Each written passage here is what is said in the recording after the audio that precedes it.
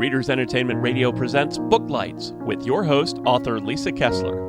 Booklights, where we're shining a light on good books. Hello, everyone. Welcome to Booklights. This is the final show before Halloween. So exciting. And we have been spotlighting so much great spooky content this month. It has been fantastic. So I'm so excited that you're here. Today, we are going to be chatting with Mark Leslie. If you have never read him before, you are in for such a treat. And a lot of his work is shorter so that you can get it in bite-sized nuggets as you're racing between all of your spooky fun. So if you haven't read him yet, I'll read his bio here so you can get to know him. Mark Leslie would be the first to admit that he's still afraid of the monster under his bed. That may be why most of his books explore the darker side.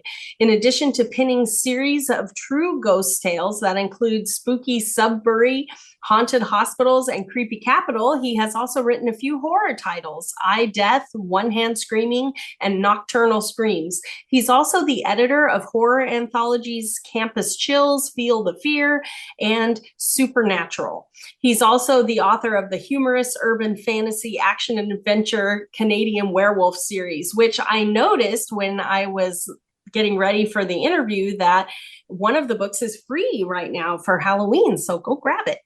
His other passions within the nonfiction realm include fan appreciation trivia books. I saw that there's one for Christmas Vacation coming soon, so we'll have to ask him about that. And proudly adopting the term book nerd for himself, Mark is most comfortable with a pen in his hand, fingers on the keyboard, or with his nose stuck in a book. He can often be seen traveling to book events with life-size skeleton named Barnaby Jones. Born in Sudbury, Ontario, Mark has courted with a serious addiction to reading and writing his entire life, and he currently lives in Waterloo, Ontario. So, with no further delay, are you there, Mark? Oh, hey, Lisa. Great to be here. Thanks for having me. Thank you for being here. And you are our final guest, spooky guest before Halloween. And you have a 20th anniversary edition of One Hand Screaming. You want to tell everybody why they should run grab it? Well, yeah, this is kind of an exciting landmark for me, or a milestone. So 20 years ago, I'd had all these horror stories published in small press magazines. And I was working in the book industry, and people would come around and say, "So you're a writer?" And I'd say, "Yeah." And then they'd look around the bookstore and go, "Well, where can I find your stuff?" But my stuff was in small press magazines, and they were only on the shelf for maybe a month or a quarter or something like that, and then they were gone. So what I did is 20 years ago, I collected the best of my published horror fiction. I also included a few original tales, and I created a book about 150 pages. And it had some stories of mine called One Hand Screaming, and I made it available as a print-on-demand title. And it was pretty exciting. I've since published 35 other books, but 20 years ago, it was my first book, and it was a major landmark for me, something to be really proud of.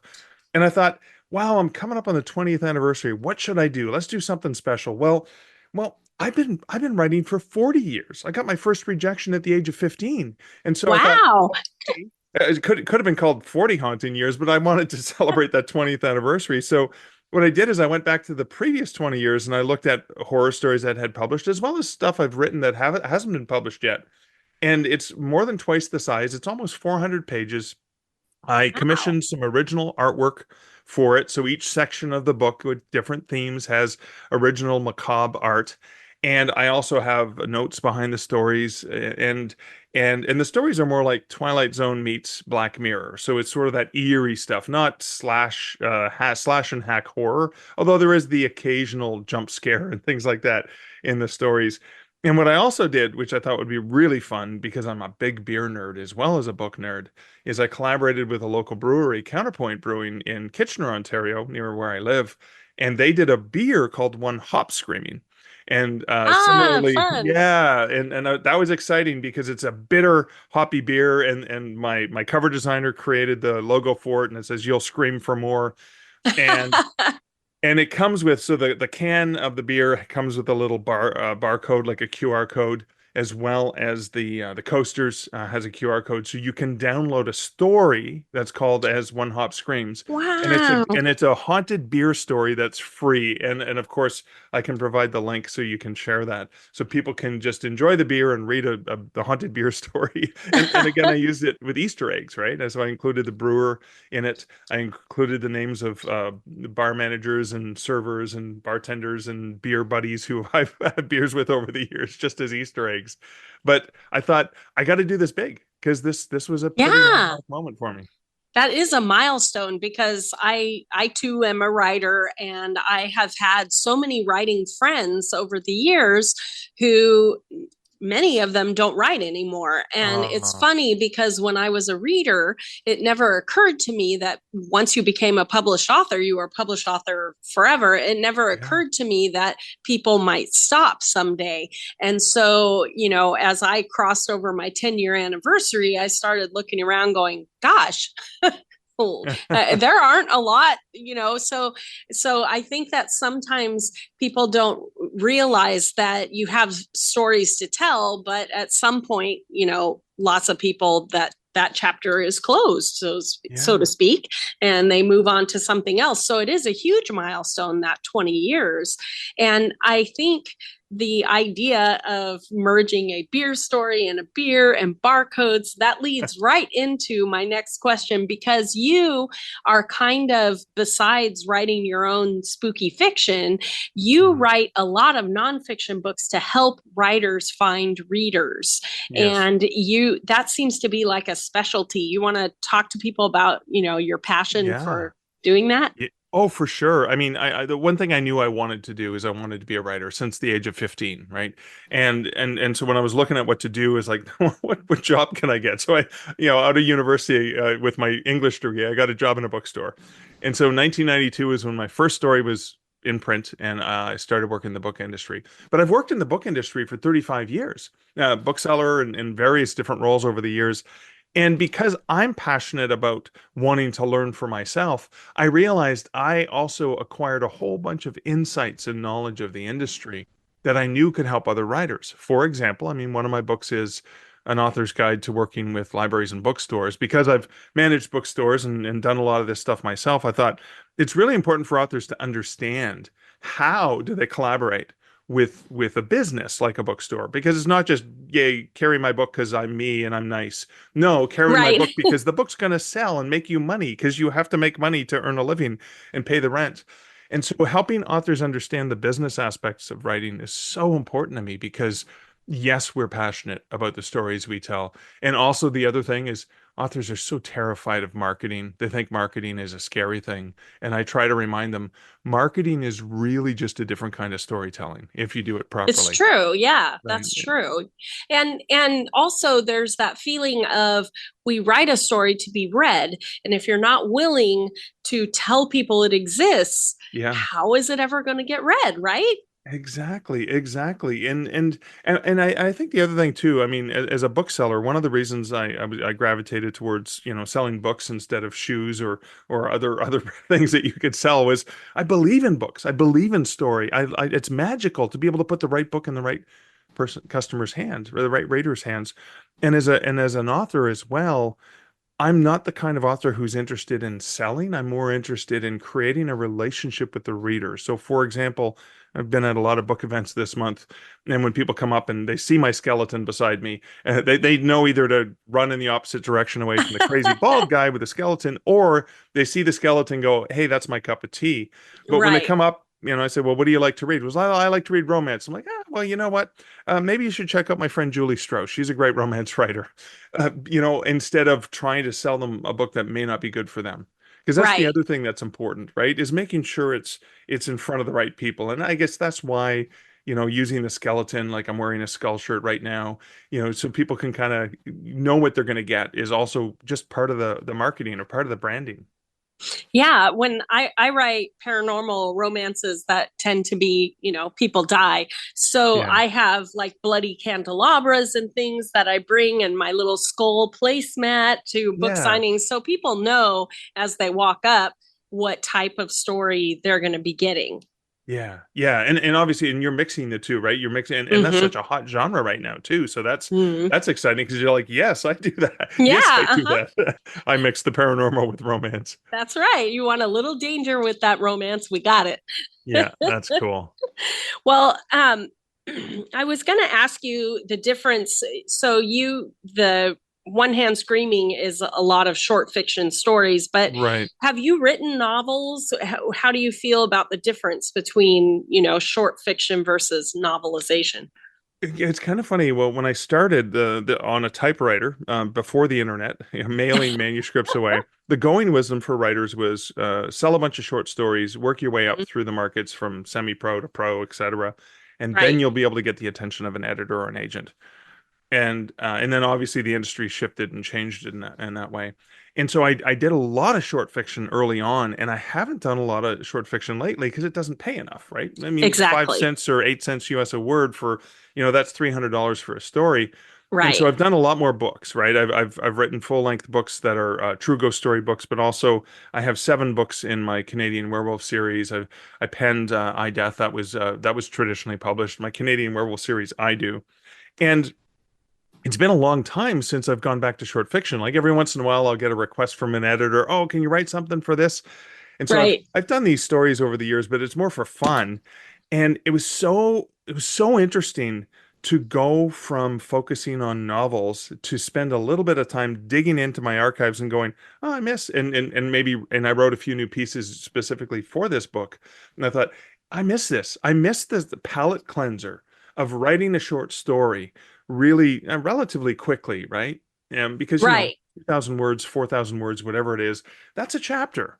Basically, chapter of a book. Exactly. And often when I'm in the throes of a book, I may write 1 or 2 chapters a day. So writing a short story doesn't take that long. So you write it, you put it aside. I usually have to put it aside for a week or so, give it another pass, then get it to an editor to have them tell me what's wrong and fix things and clean it up. But it's such a different experience. I mean, you also have to be really concise, right? You Yes. don't have Every time to word counts. No wasted words. I know, and even doing some of the like poetry, which is in the book, or even the short pieces, the microfiction. It's like 1,000 words or under. You have to cut and kill and slice. Yes, yes.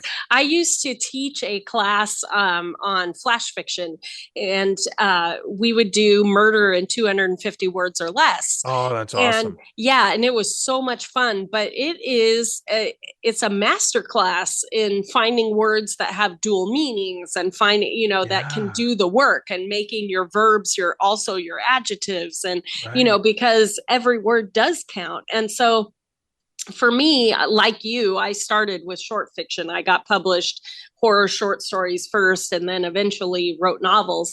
And I still write short stories every month for my Patreon, which I love Oh, that's doing fantastic. because it keeps that, there is a rush that comes. And I think it's the same when you read them too. There's a rush that comes from a short story because the payoff feels good. Yeah, Yeah. if you do it right, the payoff feels real good. And so Hmm. it's addictive to read and to write. And I think that because the market changed so much and now there's KU and it matters about page reads, short fiction doesn't get as much love as it should because it's not about the quantity. It's that feel for, that twist at the end where you go, Yeah. oh, that was good, and Yeah. so I love that you are still, putting that out there because I think that in our short attention span world, I think short stories are going to make a comeback. Yeah. I mean, the other thing that I like about it is, unlike a novel, I mean, if you're not enjoying the characters or whatever, well, you're stuck. Here's 300 pages. It's these characters. These are the 2 big plot lines and whatever.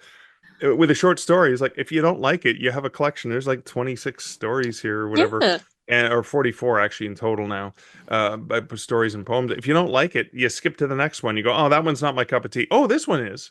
And Yay. Yeah. that's the nice thing either about an anthology with different authors, of course, or a short story collection like this one is. Yeah, if you're not liking it, just skip. You're not losing the whole book. You're just losing one of the stories because it's not your thing.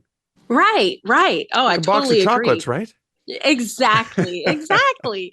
And I wanted to ask you too, how many of your books have come from short stories? Because I have like Yeah. whole book series that came out of a short story. Have you Yeah. inspired your longer works? Yeah. So, I Yeah. mean, I Death was originally a 1,000 word story I originally wrote when I was in high school for an Wow. exercise for an English class. That became I wrote a sequel story to it when I was in university, and that became a novel. It ended up being adapted into actually a blog first, and then a novel. And then the Canadian Werewolf series, which is 7 books now, book eight's coming out in 2025. That was a initially a 10,000 word story I wrote. It was way too long. It needed to be cut down to 6,000 words for the market I sent it to.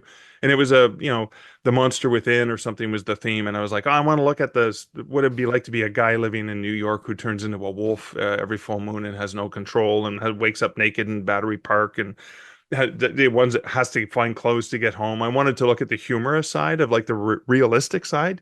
Like you don't just Right, wake up right, with clothes. Like they're somewhere and you don't know where you left them. right, Um, right. and that I thought was just going to be a standalone story about a morning in the life of this poor sucker. And then I had people who read it who said, "Well, what happens next?" I go, "Nothing. It's over. He got to his doctor's appointment. He's good." And it's like, "No, but what happens the rest of his day?" So then they finally convinced me to write the novel. And then I thought it was a standalone novel. And then I had an editor ask for a story about monsters on a train. And I said, well, maybe I'll return to Michael and say, well, what if he has to go from Manhattan to Stowe, Vermont on a train? Yeah. And it's going to be sundown on the night of a full moon before he gets there. So he's going to turn into a wolf before he gets there. So monsters on a train kind of thing. And people have equated it to Logan, the Hmm. Wolverine movie. Logan meets planes, trains, and automobiles because it's got some humor, and he's trying to protect a young girl as they travel cross country on this train, and and that was so much fun. I thought I should really return and see what else, what other antics Michael can get into, and I Yes. brought What him kind to of Los werewolf Angeles, shenanigans? and what's that? What kind of werewolf shenanigans can he have? Exactly. Yeah. And I mean, so much fun. I mean, the latest one was Only Monsters in the Building, where I had him seeking therapy for paranormals in upstate New York with other monsters, like a vegan vampire who's having trouble, obviously, coming to terms with what he has to do, an extroverted troll who invites people under his bridge instead of scaring them away or eating them, Oh, stuff like that. It's fun. like the people, like, he's a misfit, right? He's an alpha wolf and a beta male. So I was like, he just doesn't fit in with the other monsters. So where he's got to go seek some therapy finally to deal with his issues. And I thought that'd be a fun murder mystery. Ah, yeah. And which one is the one that I saw that was free right now?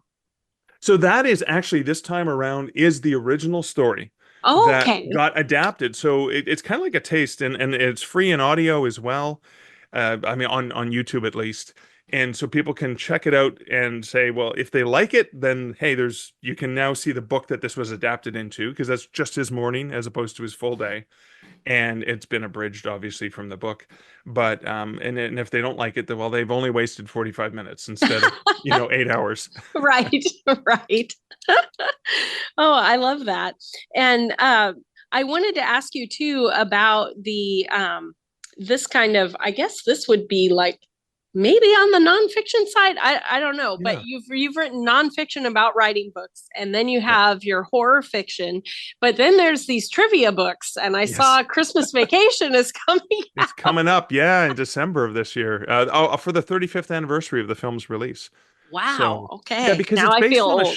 it's based on a short story John Hughes wrote for National Lampoon, the magazine, Oh, I didn't know and that. there's all kinds of great trivia related to the film and putting it together and stuff like that. So, I got that happened. That started on the 35th anniversary of Planes, Trains, and Automobiles. One of my favorite movies is I saw there's a book Del Griffith, John Candy's character, is reading called The Canadian Mounted, which is humorous. He's meant to be reading a porn novel. And as a Canadian actor, haha, it's a funny joke. And then Deadpool, Ryan Reynolds, who's a huge fan of John Candy, has a copy of The Canadian Mounted that he appears in a couple of the Deadpool movies. Very subtle. But I noticed it because I I pay love attention to that. books. And I went, what the heck is this? Is this one of those weird prop books? Is this like something like the number 555 used in Hollywood and television for an exchange for whatever? And then I realized it was a real book, and it's been out of print. Wow. It was a pornographic novel, But I got a hold of the original artwork because it was out of print. It was never in copyright. The publisher actually went bankrupt. That was the last book they published. And I did a trivia book about the movie using the cover. So anyone who sees it, Wow. who's a big enough fan, knows it. And I thought maybe 35 people would read it, but apparently thousands of people recognized the cover and want it. Then I did one called Yippee Ki-Yay, you know, the rest of the I did that one on Die Hard on the 35th anniversary of another 80s film I love. And people love that. And there's an author photo of me dressed up like Bruce McLean with a white t-shirt with blood splattering a Oh, fake gun, nice, nice. which I kind of had fun with that because there's a picture of me reading the book like at LaGuardia Airport looking like John Candy. And so with Planes, Trains, and Automobiles, I have my Cousin Eddie costume already. And it's going to be called Merry Christmas, the Crapper Was Full. Again, if you know the line, you're probably a Right. fan of the movie. If you don't know the Yes. line, it's not your cup of tea. Exactly, exactly. Well, when you put together these books, how much research goes into it? I mean, obviously you've seen the movie a whole bunch, but how much Yeah. research? Because like that trip, Planes, Trains, and Automobiles, I didn't even ever Yeah. notice that, and I've seen that movie a lot. So, Oh. what kind of research went into Christmas Vacation? Well, I mean, I got my hands on an original script, the shooting script. So some of the Wow. trivia is these are cut scenes. So there's a whole subplot in Planes, Trains, and Automobiles where Neil's wife thinks he's cheating on her. And there's elements of it in the movie that were left there. So getting a hold of the script, reading interviews with the different actors over the years, buying books, watching all the DVD special features, and then even watching the movie repeatedly because it's like, okay, there's a you know, usually bloopers and stuff like that were in the movie or little subtle things that are of note. And I'm sitting there with a notebook, like rewinding, rewinding the video, rewind the video, stop, watch that again, and go, yeah, you're right. There's a blooper there, and you pick up on it.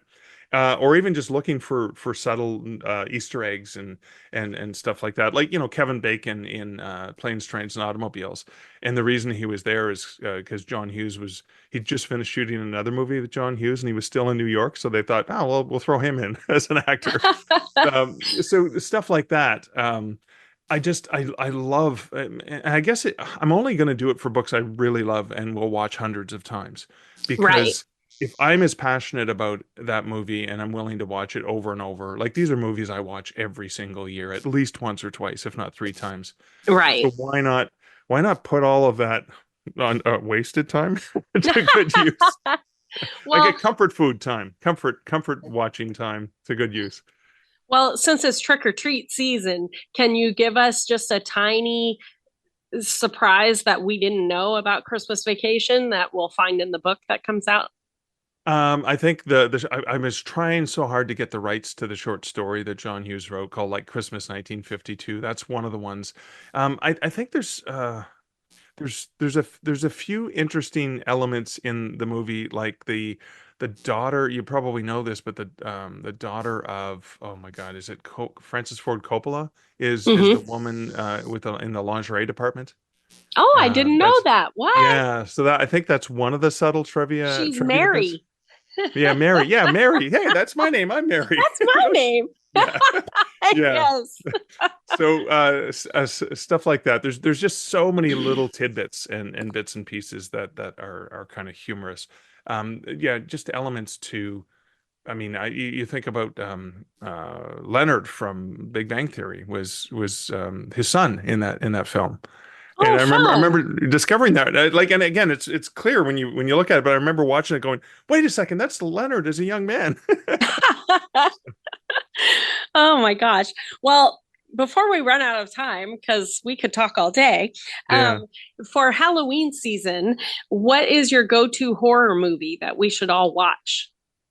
You know what? I know it sounds weird, but I'm a huge fan of the Terminator. It's science fiction horror, Mhm. but it is such because it's the relentless, unending thing that will not stop until it gets to its target, right? And that to me is one of the most horrifying things ever because I think it still holds up to this day, Mhm. particularly as we're in this age of, With the okay, AI. Skynet, yeah, deciding, yeah, you know what, humans, you're too stupid to have this planet. We need to get rid of you. And sometimes I'm getting close to believing them. Right, right. Sometimes I'm like, maybe Skynet was right. Yeah, we're too bad for our own good. Right, right. Well, how can readers, when they get excited, they buy One Hand Screaming and they read all these stories, how can they get in touch with you? Are you on social media, or Yeah, how do they? I'm all over social media, and if you go to markleslie.ca, you can find links to me on Instagram, on Twitter/X, on Facebook, on all the places. I'm out there and attending to people and trying my best to respond wherever people reach out to me. That's great. And we do have a link to his website right there in the show notes. So you can click right there and get connected. And thanks so much for being here, Mark. It was great chatting with you. Thanks, Lisa. It was a lot of fun. Thanks for joining us on Booklights. Be sure to connect with us at www.readersentertainment.com for articles, blogs, videos, and podcasts that matter to readers.